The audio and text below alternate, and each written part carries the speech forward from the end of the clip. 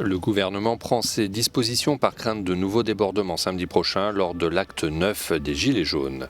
Près de 80 000 policiers et gendarmes seront déployés dans toute la France, dont plus de 5 000 hommes à Paris, ainsi que des blindés.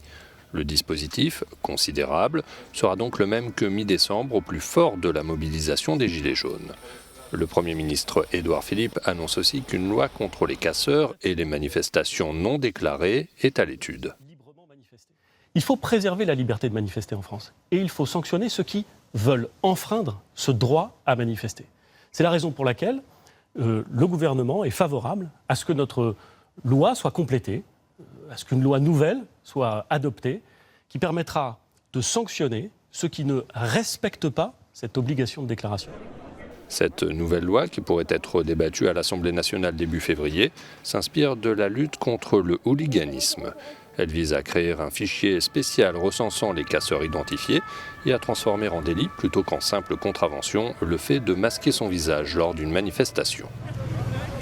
Par ailleurs, Édouard Philippe a annoncé que 5 600 personnes avaient été placées en garde à vue et environ 1 000 d'entre elles condamnées depuis le début du mouvement des Gilets jaunes.